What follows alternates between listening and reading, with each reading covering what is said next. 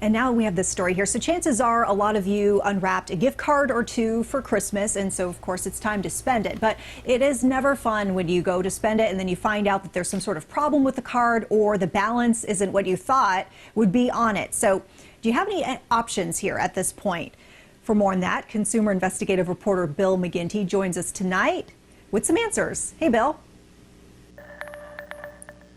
Yeah, hey there, Vanessa. You know, the number one gift this year was a gift card by a long shot. We talked about gift cards a couple of weeks ago, but I thought given those numbers, it was probably important to revisit some information because a lot of you may have questions about redeeming them.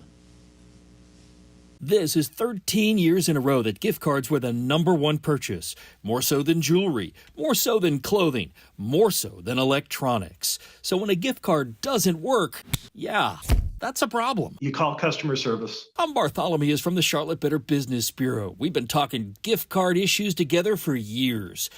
He says it's possible the card you have that doesn't work might be fraudulent. It happens. There are crooks out there that do this, especially if it's an in-store card purchase, that they can grab that data, make purchases ahead of time, and still leave the card hanging there on the rack. Couple of hints. First, keep that paperwork with it. It proves activation and amount.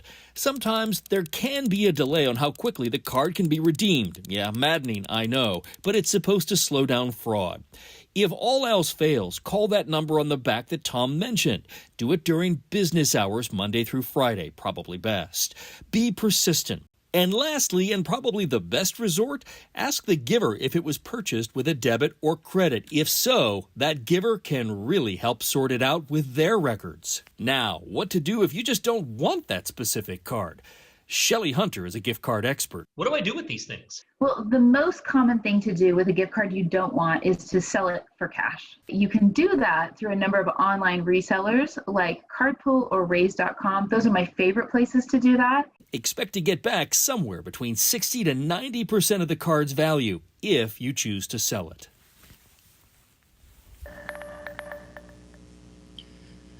So if you choose to keep the card and you don't want to get hung up with maybe a fraudulent card come March when you try to redeem it, or maybe May or even sometime later next summer, get the paperwork. Make sure you keep the paperwork wrapped around it, put a rubber band around it. That way when you go to use it, you're at least going to have that little receipt to be able to take back where it originally came from to say, hey, there's a problem with this card. Here's the receipt. The paperwork on something like this, I cannot stress enough, is very, very important. If you get into summertime and you don't have that paperwork, you're likely going to be out of luck, and the person who gave it to you is going to be out the money.